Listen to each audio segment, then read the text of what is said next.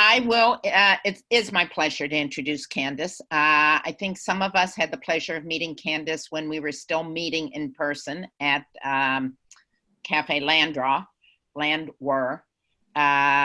Candace is the CEO for Goddard House, and as such, she is responsible for the design and the implementation of programs that will benefit the elderly of our community. It is a broader role than Goddard House has taken in the past, where they focused on their 2 facilities, but now they have the 1 physical plant and programs that are reaching out all over.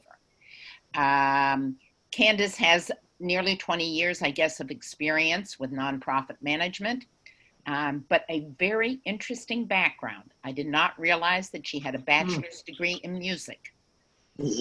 And definitely her graduate degrees in nonprofit management. And I am going to let Candace tell us what has been happening at Goddard House. What are some of the issues and traumas that they have had to deal with in these most unusual times? Candace, it's all yours. Thank you for joining us. Great, thank you. Well, thank you so much for inviting me to your meeting.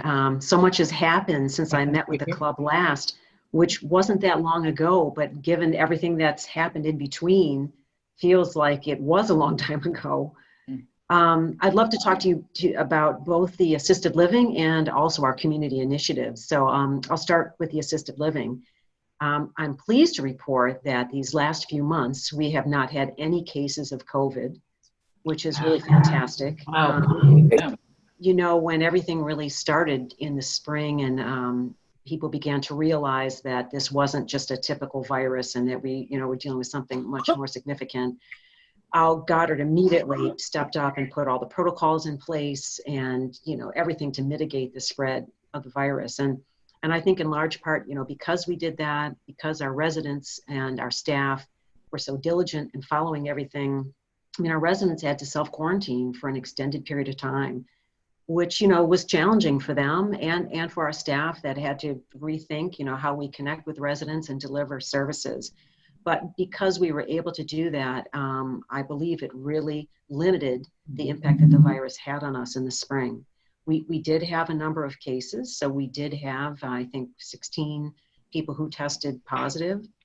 And we did have a few residents who passed away who had COVID, which was for us, made us very sad and also frustrated because we were doing everything we could to keep the virus out. But as you know, it's highly contagious and challenging.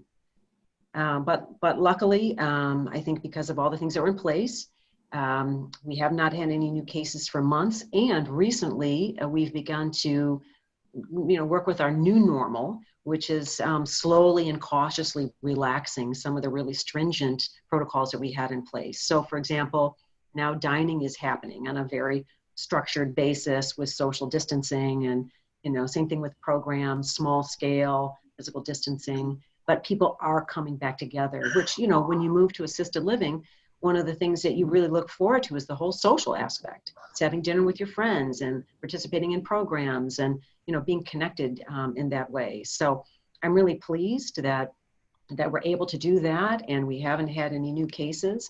And at the same time, we're now piloting a new technology called Uniper, which allows people to have interactive communication from their apartments via their TV. Very simple to use device where if for example, we had another resurgence or if someone just wants to stay in their room, you can easily turn on your TV and you can be connected to any program on an interactive basis. So you're talking back and forth like we are now. You can connect with other residents and just have a chat. You can connect with your family members. Or if you want to have a telehealth call, it's also HIPAA compliant. You can connect with your physician. And what I like about it, one, it's really easy to use. So for those of us like myself who, the gadgets, can get confusing if there's more than 4 buttons, it's great that it has a simple remote to use and it's on a large TV, your TV. So it's not a tiny little device. So we're piloting that now. And if we find that the residents really like it, that'll be something we'll roll out and have in place. So if we have another resurgence, we'll have some technology that allows us to continue to have that level of connection. At the same time that all that's happening, we had planned, it's Uniper, UNIPER. I just had a question, Uniper Technology. And if you go to their website, they have a nice video that shows you, sort of a demo of the technology. But it's really, I think it's fantastic. Okay. So at the same time, we're also pleased to share with you rolling out a Parkinson's program. And this is a program that we'll be offering not only to our own residents, but out to members of the community. So we've actually been working on this now for about 9 months. And this month, it's official, it's rolling out. We have 3 components. So we have an educational speaker series, a Parkinson's support group, and also a Parkinson's exercise group, which will start with this month with Tai Chi. All of these programs will be offered virtually. They're free to the community. And if you have any thoughts on where else, we're working with the Senior Center, we're working with Center Communities at Brookline, but if you're aware of anywhere else that we should post that this program is available, please let me know. The speaker series is starting out with Dr. Kathleen Howland, who's a professor at Berkeley, who's going to be talking about the power of music and the effect on Parkinson's disease. So we hope through the speaker series to have some interesting speakers talking about maybe different aspects of Parkinson's and different alternative therapies that might be helpful. And in addition, with the support group, that's open to people who are dealing with Parkinson's or caregivers.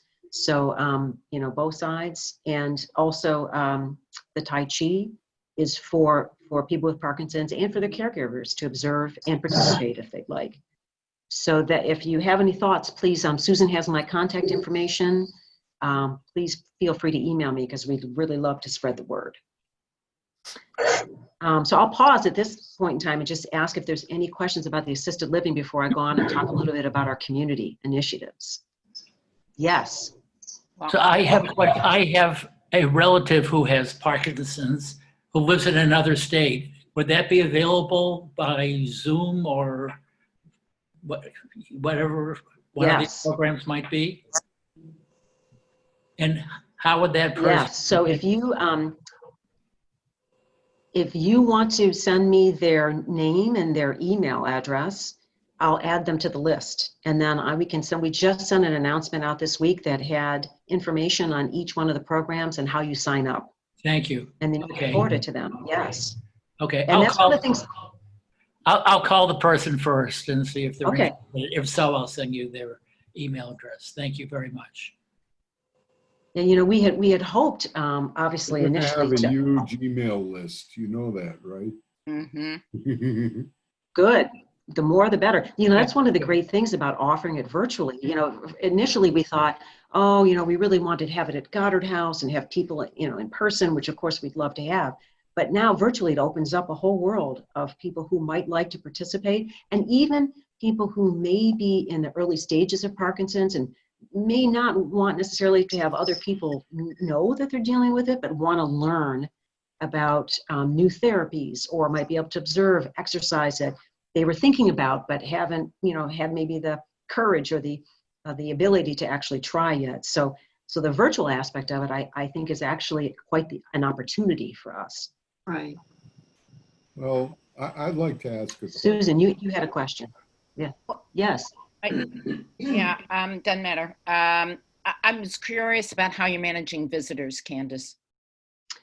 So visitors on a very limited basis. So family members can visit loved ones one at a time, and you have to sign up on our website. Outside vendors right now, and just the general public are not able yet to come back into the building. Vendors only if it's a very specific thing. For example, if we have a physical therapist who really needs to work with a resident in person. But just where we're at with the guidelines, we're trying to be very cautious about who we allow back into the building. I did meet with someone though on the front porch with Clementine. You looking outside and them on the inside. No, yes, we so were both. We do have some we porch were both visits outside. Oh, really? We were on the front Yes. porch, yeah, with social Really distance and our masks and everything. It was lovely. I was also, you probably already have these on your mailing list for the Parkinson's program. but Brookline Housing Authority and the churches and synagogues. I don't know if we have the housing authority. I'll have to check. I know we have churches and synagogues, because we thought that would be a great group in terms of, again, with outreach. But I'll ask about the housing authority. I'm not sure. Okay, thank you. Steve, I'm sorry, you had So something. the other topic that Oh, yes, I'm Go sorry. ahead. Go ahead, Candace. I was just going to talk a little bit about our community initiatives, but Steve, if you have a question about the assisted living, I'm happy to answer that first. Well, I knew somebody who was at Goddard House, and the most distressing thing was that from basically mid-March for almost 3 months, she had to stay entirely in her room, no visitors, and they dropped the food off at the door. And I think that was, that led to some debilitation. So you're now letting the residents, if they have masks, come out and move around and sit 7 or 8 feet away from each other and talk. And they can actually go Yes. to the dining room, which was the highlight of her day, yelling at the people who worked there and everything. Yeah. Yeah, that wasn't their Yes. fault. That was her. Yeah. Okay. Yeah. Well, I'm glad for that. I worry about some of those folks there. They're very nice and they deserve. I know. Yeah. I agree. And that for us was one of the biggest concerns. On one side, we're doing everything to protect people, all the safety aspect. The other side, of course, is isolation. And what does that do when you can't leave your apartment? And so we had our staff, visiting residents every day. We had chair aerobics in the hallway. We had happy hour from your front door. I mean, we had all these different things to try to connect people, but still maintain the distancing. Not the same as you said, going down and just having lunch with your friends, which now, again, on a very controlled, it's scheduled, only so many people can eat at a certain time and the distancing and everything, but at least you can see each other and chat and feel like you have that connection, And of course, we're hopeful, we can't wait for a vaccine to come along. But at the same time, we're trying to think ahead and say, what else can we do, like this technology that I mentioned? What else can we do so that people have an easy way just to connect? Even if it's not ideal, that you still can see each other and talk and feel like you're not as isolated, So we're hopeful that technology will help. And we're hopeful that the virus we won't have a resurgence and things will stay calm as they currently are. Yeah. And that's our best case scenario, Yeah, well, I know how hard you're working at it, and I know that it's been pretty successful. So I appreciate that. Thank you. So at the same time, that we operate Goddard House Assisted Living, we also have a couple of community programs that we offer in collaboration with other organizations with the goal of reaching isolated older adults in the community outside of Goddard House. Mm-hmm. And when we think about isolated adults, for us, it's thinking about people who may be isolated for socioeconomic reasons or a language barrier or LGBT, but there's some reason why they're not connected in their community. Mm-hmm. And so what we've been doing with our partner organizations is bringing creative aging programs out into the community.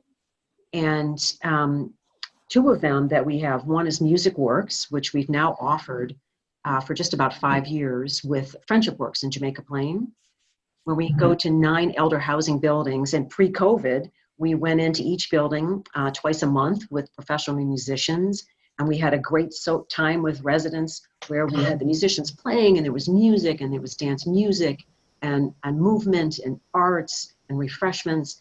And the goal was to encourage people to come out of their rooms and get to know each other, to do something that they all enjoy together. and hopefully to foster some friendships. And with that program, obviously with COVID, we were not able to go into any of those elder housing buildings. So over the summer, we pivoted to outdoor concerts. And we've actually, at these elder housing sites, have brought musicians to the sites, and residents have either looked out their windows or brought out lawn chairs. But we've been able to connect with them that way, which people have really appreciated. And with our other program, the Creative Aging Program, which we offered with Age Strong, we piloted it this past fall. The goal with that program, again, was to bring, in this case, an arts learning program to isolated older adults. We focused on 3 different communities, Jamaica Plain, Mattapan, and the South End. And we offered 8-week workshops to older adults in the areas of painting, ceramics, and jewelry making. And these were mediums that they selected for these workshops. And then over an 8-week period, we had professional teaching artists who actually taught the workshops. And the participants absolutely loved them. Actually, we were oversubscribed. And people thoroughly enjoyed it. And as soon as it was over, they were asking, well, where can we sign up again? So now with COVID, we're looking at offering these virtually in the fall. And then thinking about longer term, how can we reach these older adults? The challenge is a lot of times is that people don't have technology. So once you move to a virtual platform, you have to figure out how do I get them a computer so they can connect and teach them how to use it, and do they have Wi-Fi? So we're looking at a lot of those things and trying to be creative in terms of how we can reach folks. Susan. Is that Uniper? Can you use Uniper for that? It's a Uniper-like technology. I mean, I think in this case, we could probably offer it just over Zoom. But the challenge is that a lot of people just don't have, many people don't even have that internet connection. Right. Yeah. That's why I thought Uniper. I don't understand. Yeah, right, through their TV. Yeah. Well, Yeah. in Brookline Interactive Group, it broadcasts on the cable TV network. I don't know if that would help. Oh, and they're always looking for programming.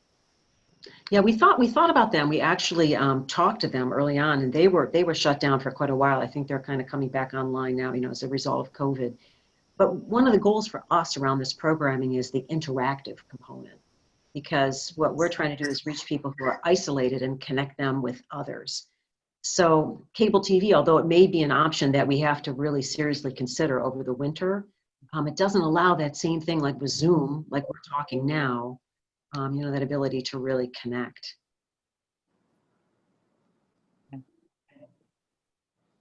So I wanted to show you a video of our Creative Aging Program.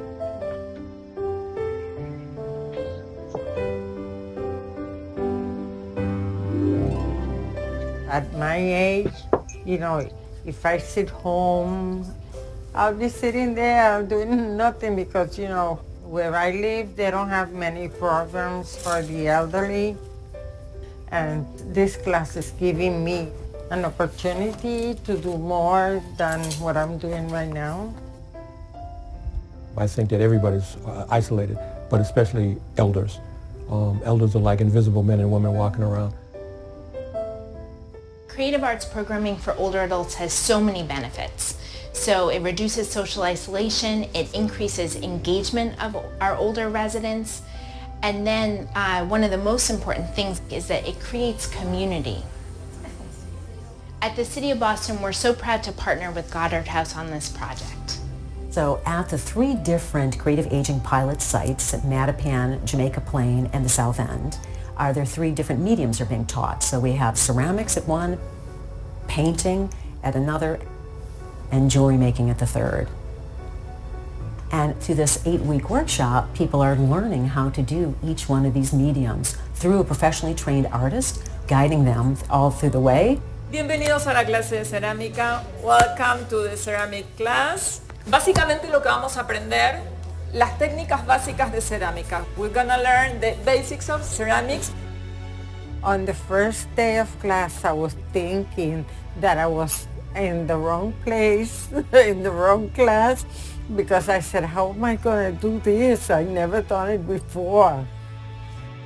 But The instructor was so nice. We have 3 different sizes of brushes. It's not something I'm going to give you a test on, so don't worry. I got to like it more and more every day. I like the dark that you're getting here. That's nice. Did you mix it with the green and the brown and a little blue? Brown, yes. Nice. I heard about the creative aging program here in this library. I saw a flyer upstairs and free. I said, this is great. So as soon as I saw it, I went to the desk and I applied. And I was really excited because I said, wow, I never saw this before that they were offering. The Creative Aging Program aligns with Mayor Walsh's vision of access and equity. Projects like this enable our older residents to have access to lifelong learning, to creative arts, and they don't always get opportunities like that. You know, we're all creative beings. La creatividad para mí es como si fuera imaginación, que uno deja volar su mente y lo que le salga de la mente es lo que uno crea. The arts are really transformative, and you know, when you have a culminating event at the end of a program or a workshop so that people can really see what you've done. So please join me in a warm welcome for Mayor Walsh. First of all, this is like the happiest event I've been to in about 3 months. I walked in, everyone's smiling. Saw so much synergy between the city's vision and our board's vision. And looking around today, we can really see that vision come to life. We see so many people, and the energy in the room is amazing. We see all kinds of great creativity in art. We've got jewelry making, we've got clay, and we have painting. And all of those media were chosen by the residents in the communities that the program was in. Today is an amazing culminating celebration. We have the artists here enjoying the art that they've created, as well as socializing with each other and feeling a lot of pride and a lot of joy really in what they've done together.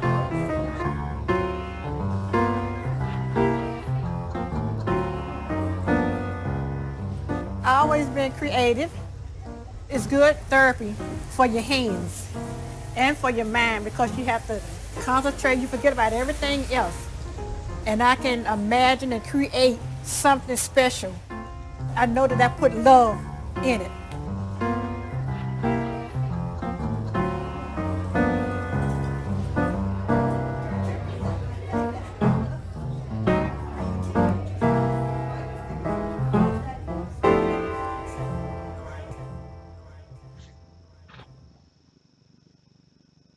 It looks wonderful, Candace. Yes.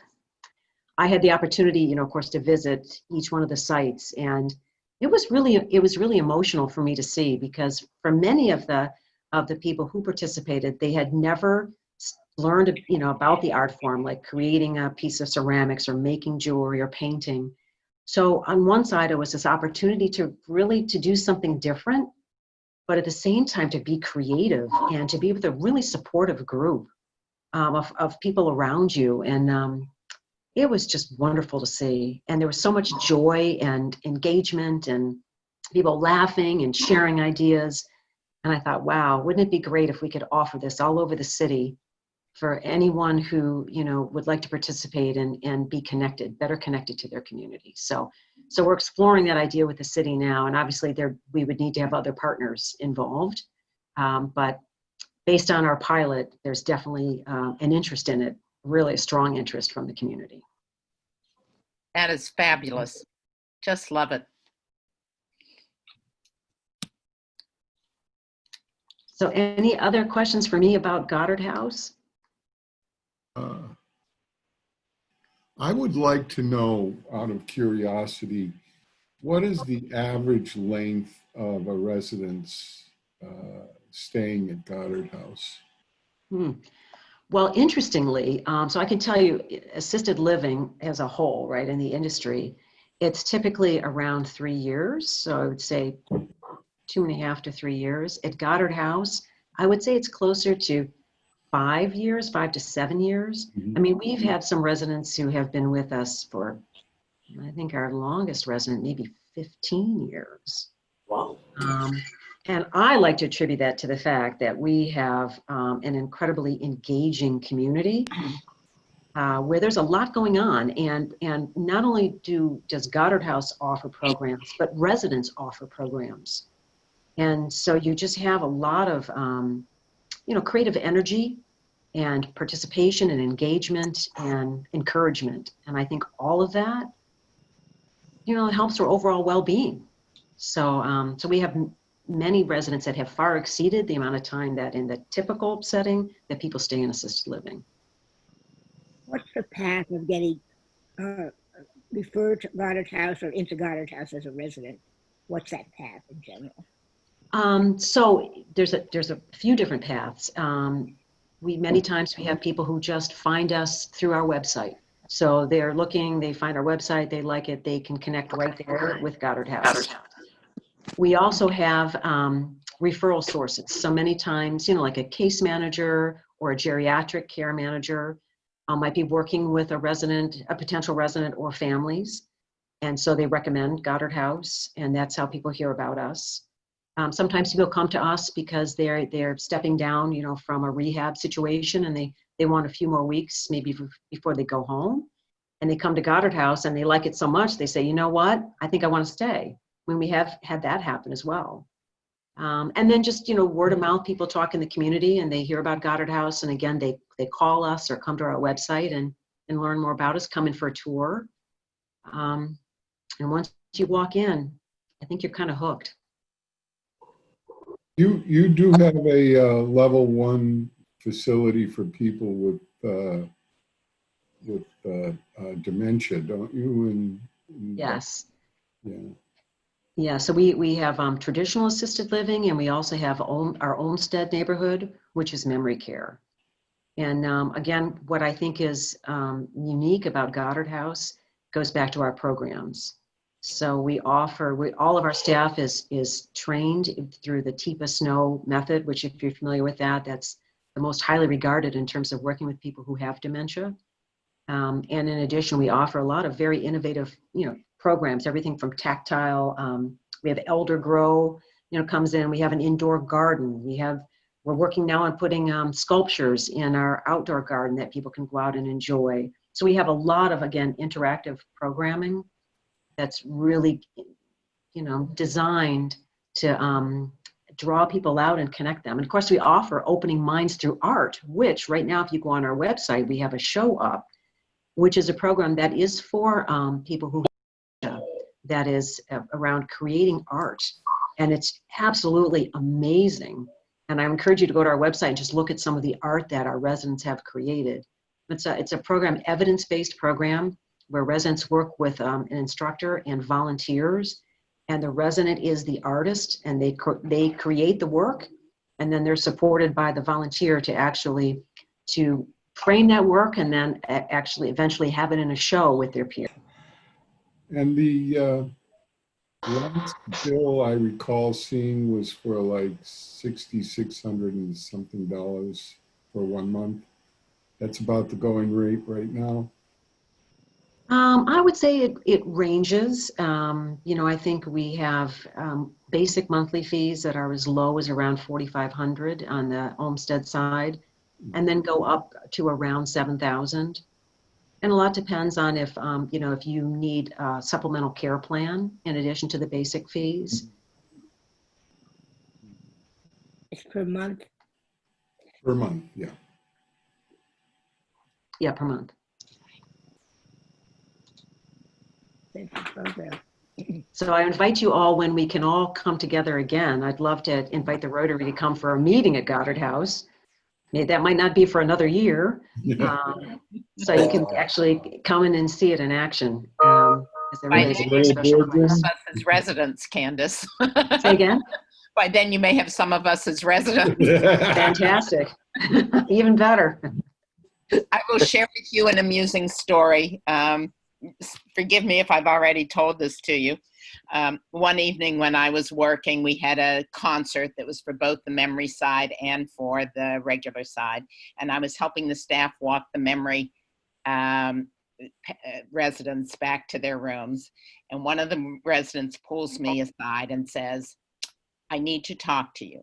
I said, okay. She said, I'm ready to join. How much are the dues? Pardon? And she said, I have been to several of your programs now. And they're This great. concert tonight was wonderful, and I'm ready to join the club. Oh, I love that. I love that. Yeah, it's a special place. We like to say that Goddard has the special sauce, and I think it's a combination of a lot of things, and it starts with our residents and goes out from there. Well, thank you all. I appreciate the opportunity to talk with you. Thank you, Candace. Thank you. Candace, thank you so much for the work that you and your staff are doing, and for the wonderful facility that we have in our community. Thank you. I will invite you to stay for the rest of the meeting if you'd like to, but you don't have to. We do appreciate your kindness in joining us and sharing these things with us. And we will probably, if everything works out, take you up on having a meeting at Goddard House. Great, fantastic. And I'll tell you, I am a Rotarian, so I'd like to stay for the rest of the meeting if that's okay. That's Absolutely. Wonderful. Yeah.